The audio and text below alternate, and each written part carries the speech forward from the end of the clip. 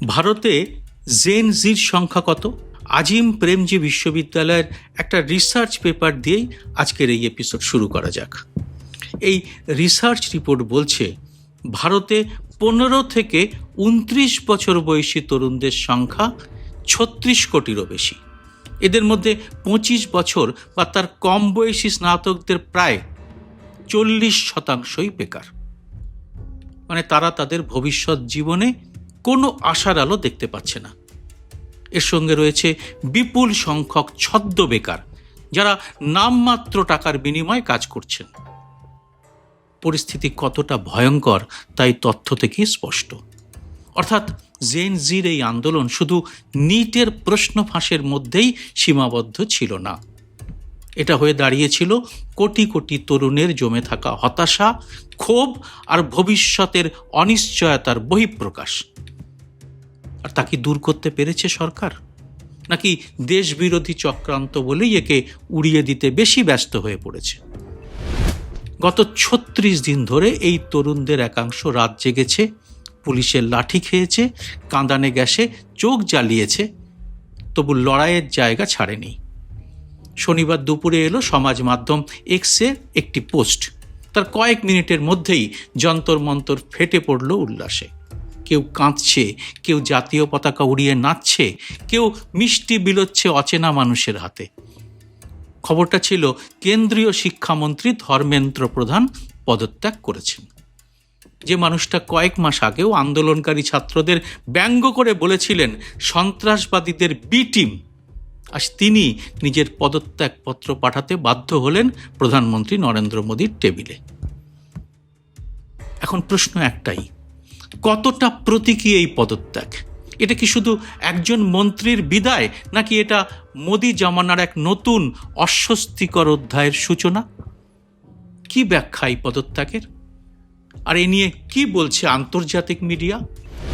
সেখানের খবরগুলো আমাদের বিদেশ প্রিয় প্রধানমন্ত্রীর পক্ষে কতটা অস্বস্তিকর? আজকের এই এপিসোডে একে একে সব তুলে ধরবো আপনাদের সামনে। ভিডিওটি পুরোটা দেখে ভালো লাগলে লাইক, শেয়ার এবং হাইপ করে এটা আরও মানুষের কাছে পৌঁছে দিতে ভুলবেন না। কারণ বিপুল বিত্তশালী এবং ক্ষমতাবান গদি মিডিয়া কখনো এসব তথ্য সাধারণ মানুষের সামনে আনবে না।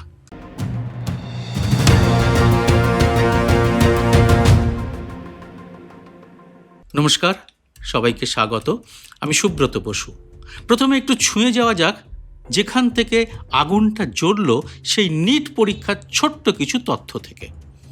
ভারতের ডাক্তারি প্রবেশিকা পরীক্ষা নিট ইউজি, প্রতি বছর প্রায় 24 লক্ষ পরীক্ষার্থী বসেন এই পরীক্ষায়। স্বপ্ন দেখেন ডাক্তার হওয়ার। নিজেদের ঘটিবাটি বেচে লাখ লাখ টাকা খরচ করেন মধ্যবিত্ত অভিভাবকরা। কিন্তু এবার সেই পরীক্ষার ফলাফল প্রকাশের পরে শুরু হলো অভিযোগ। এমন সব পরীক্ষার্থী 719-এর মতো নম্বর পেয়েছেন, যেটা অঙ্কের হিসেবে অসম্ভব। কারণ প্রতিটি ভুল উত্তরে কাটা যায় 5 নম্বর করে, তাহলে 719 নম্বর কি করে পাওয়া যায়?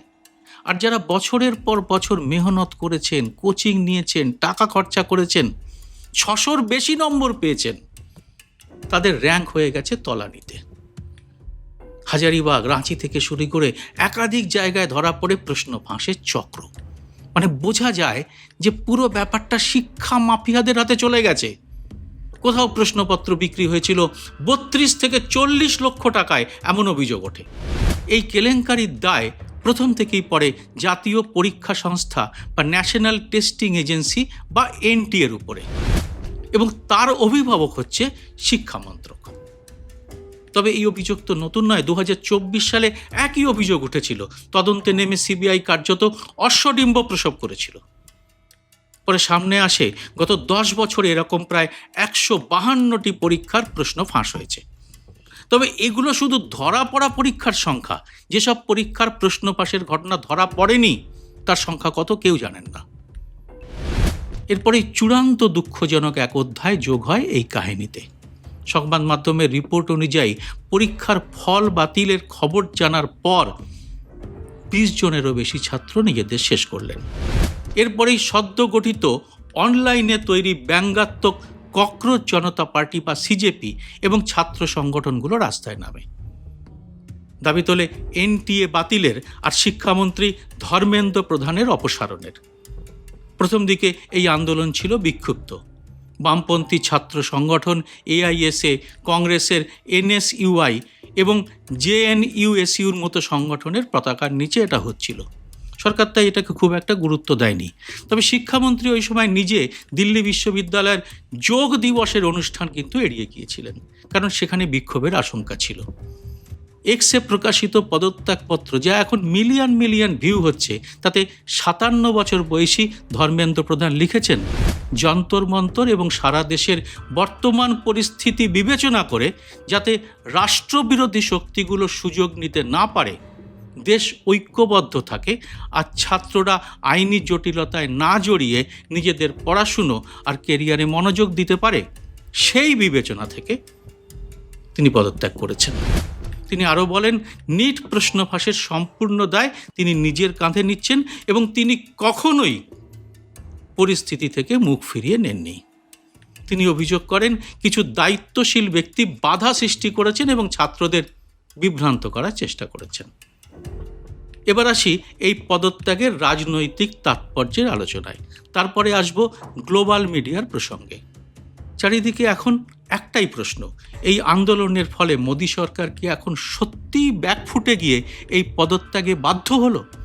আসুন বিষয়টি একটু বোঝার চেষ্টা করা যাক। এই পদত্যাগ কেন এত গুরুত্বপূর্ণ সেটা বুঝতে হবে মোদী সরকারের চরিত্রটা। 2014 সাল থেকে ক্ষমতায় থাকা এই সরকার সাধারণত আন্দোলনের চাপে নতি স্বীকার করে না, এটাই তাদের পরিচিত ভাবমূর্তি। এর আগে একবারই বড় ধরনের ব্যতিক্রম দেখা গিয়েছিল, সেটা হলো 2021 সালে কৃষক আন্দোলনের চাপে বিতর্কিত 3টি কৃষি আইন প্রত্যাহার। ধর্মেন্দ্র প্রধানের এই পদত্যাগ সেই তালিকায় দ্বিতীয় সংযোজন। কিন্তু দুটো কি এক? না, দুটোর পার্থক্য অনেক গভীর। কৃষি আইন প্রত্যাহার ছিল একটা নীতিগত পশ্চাৎ অপসারণ, আর এবার এটা মোদীর মন্ত্রিসভার এক আস্থাভাজন সদস্যকে প্রধানমন্ত্রীর অনিচ্ছা সত্ত্বেও বিক্ষোভের চাপের মুখে পদ ছাড়তে বলা। বিজেপির 12 বছরের শাসনকালে এরকম ঘটনা এই প্রথম ঘটল।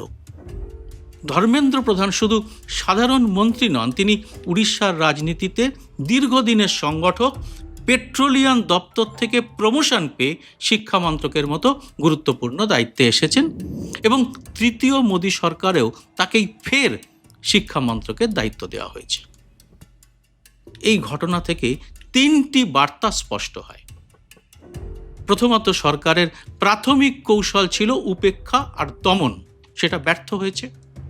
দ্বিতীয়ত, তরুণ প্রজন্মের ক্ষোভ এমন এক জায়গায় পৌঁছেছে যেটাকে আর নিছক বিরোধী দলের চক্রান্ত বা বিদেশি ষড়যন্ত্র বলে উড়িয়ে দেওয়া যাচ্ছে না, বরং বেকারত্ব, পরীক্ষা ব্যবস্থার দুর্নীতি আর প্রাতিষ্ঠানিক জবাবদিহির প্রশ্নে এই আন্দোলন হয়ে উঠেছে সমাজ মাধ্যম চালিত এক নতুন ধরনের গণ আন্দোলন, যার নেতৃত্বে রয়েছে জেনজি।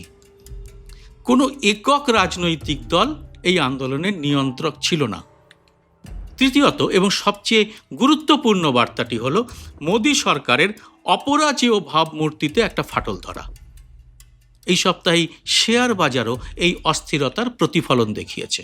আন্দোলন তুঙ্গে থাকার সময় সেন্সেক্স কয়েকদিনে কয়েকশো পয়েন্ট পড়ে গিয়েছিল শুধু মোদী সরকারের সিদ্ধান্তহীনতার কারণে।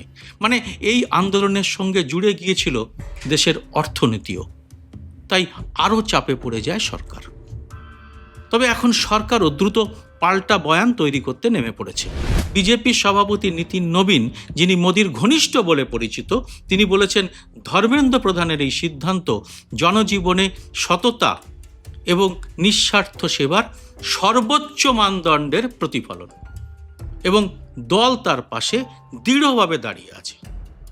অর্থাৎ সরকার এই পরাজয়কে একটা ত্যাগের গল্পে রূপান্তরিত করার চেষ্টা করছে। মানে সাধারণ মানুষকে বলার চেষ্টা হচ্ছে এটা পরাজয় নয়, এটা একটা নৈতিক আত্মত্যাগ। অমিত শাহ বলেছেন, বিজেপি কর্মীদের কাছে দেশ পদের চেয়ে বড়। তবে বিজেপির মধ্যেও ভিন্ন মত রয়েছে।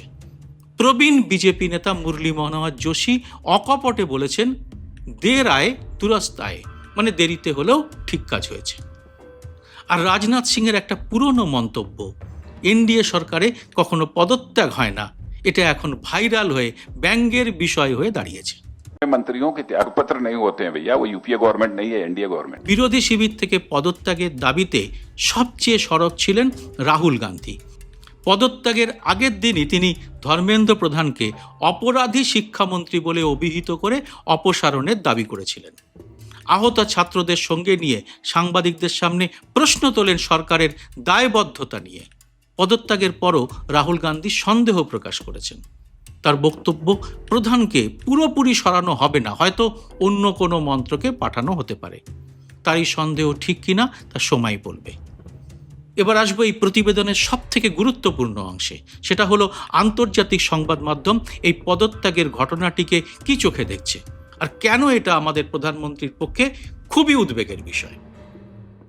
বিশ্বের প্রথম সারির সংবাদ মাধ্যমগুলো যেমন ব্রিটেনের বিবিসি এবং দ্য গার্ডিয়ান, আমেরিকার নিউ ইয়র্ক টাইমস এবং সিএনএন, কাতারের আল জাজিরা এই ঘটনাকে অন্যতম প্রধান খবর হিসেবে তুলে ধরেছে।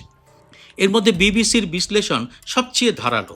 তারা লিখেছে 2014 সাল থেকে ক্ষমতায় আসার পর মোদী সরকার সাধারণত বিক্ষোভের সামনে নতি স্বীকার করা থেকে দূরে থেকেছে। কৃষক আন্দোলনের চাপে কৃষি আইন প্রত্যাহারের পর এটাই দ্বিতীয় বড় দৃষ্টান্ত যেখানে সরকারকে ব্যাপক জনচাপের মুখোমুখি হতে হলো। তাদের পর্যবেক্ষণ, সরকার শুরুতে ছাত্র আন্দোলনকে গুরুত্ব দেয়নি, কিন্তু সংসদে যাওয়া বিক্ষোভকারীদের উপর পুলিশি দমন নীতির পর এই আন্দোলন সারা দেশে দ্রুত ছড়িয়ে পড়ে। দ্য গার্ডিয়ান আরও এক ধাপ এগিয়ে লিখেছে, বিজেপি সরকারের 12 বছরের ইতিহাসে এই প্রথম মোদির কোনো ঘনিষ্ঠ ও বিশ্বস্ত মন্ত্রীকে জনতার চাপে পদত্যাগ করতে হলো। তাদের বিশ্লেষণ, ককরোচ জনতা পার্টির নেতৃত্বাধীন এই আন্দোলন ধীরে ধীরে জাতীয় স্তরের একটা যুব আন্দোলনে পরিণত হয়েছে। নিউ ইয়র্ক টাইমস তুলে ধরেছে একটা গুরুত্বপূর্ণ দিক। তারা লিখেছে, ধর্মেন্দ্র প্রধান নিজে এই আন্দোলনকারীদের প্রথমে গুরুত্ব দেননি। এক সাক্ষাৎকারে তিনি এদের সন্ত্রাসবাদীদের বি টিম বলে অভিহিত করেছিলেন।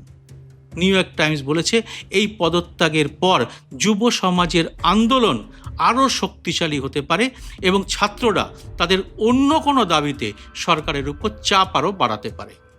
সিএনএনের বিশ্লেষণ দেখিয়েছে কিভাবে সোশ্যাল মিডিয়ার একটা মিম থেকে জন্ম নেওয়া আন্দোলন ধীরে ধীরে জাতীয় ছাত্র আন্দোলনের রূপ নিল এবং কি করে তারা বেকারত্ব এবং প্রাতিষ্ঠানিক জবাবদিহির প্রশ্নে তরুণদের একজোট করল। আল জাজিরা একে বর্ণনা করেছে সাম্প্রতিক বছরগুলোতে মোদী সরকারের বিরুদ্ধে অন্যতম বৃহত্তম ছাত্র আন্দোলন হিসেবে। এই আন্তর্জাতিক মিডিয়ার কভারেজের সুরে একটা মিল লক্ষণীয়।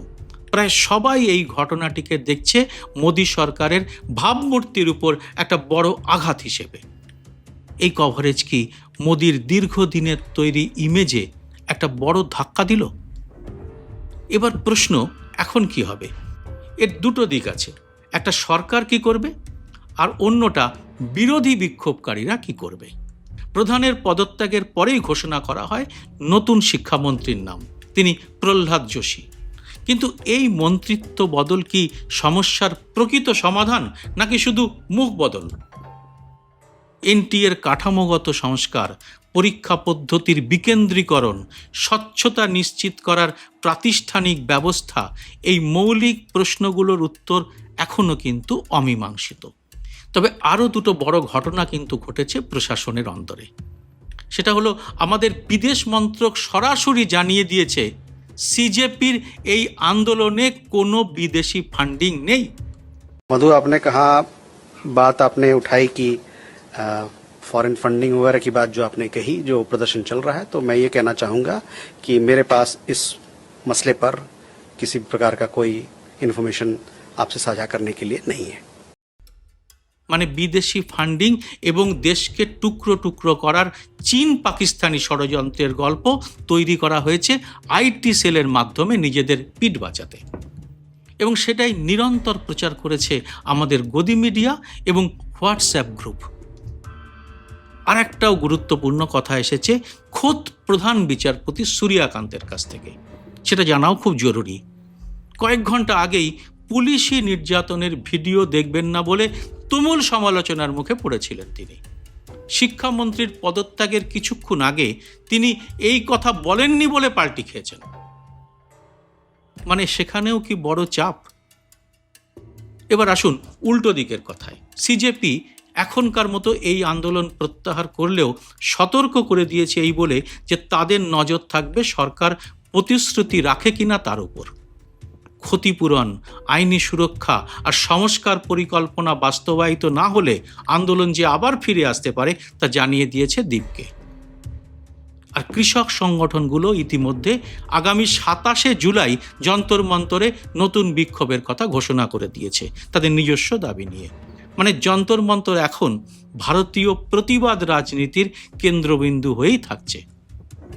প্রশ্ন এখন একটাই, ভারতীয় রাজনীতিতে জেন জি প্রজন্মের তরুণরা সরকারকে কি প্রতিনিয়ত চাপে ফেলবে? আর এতে কি সরকার আরো সক্রিয়, আরো জনমুখী হবে? এটা কি দেশের একটি নয়া শক্তির বিজয় ঘোষণা? এর জবাব দেবেন আপনারা কমেন্ট বক্সে। জয় হিন্দ, সত্যমেব জয়তে। স্বাধীন সাংবাদিকতার পাশে দাঁড়াতে এবং আমার প্রতিটি ভিডিও সবার আগে পেতে মাসে মাত্র 59 টাকা দিয়ে চ্যানেলের মেম্বারশিপ নিতে পারেন। চ্যানেলটি খুলে জয়েন শব্দটিতে ক্লিক করে যে কোনো দেশ থেকেই খুব সহজেই এ কাজ করা যায়। চ্যানেলটি ভালো না লাগলে সহজে মেম্বারশিপ ছেড়েও দিতে পারবেন। যারা এর মধ্যেই মেম্বারশিপ নিয়েছেন তাদের অনেক অনেক ধন্যবাদ। আপনাদের জন্য আলাদা করে ভিডিও তৈরির কাজও খুব শীঘ্রই শুরু করা হবে।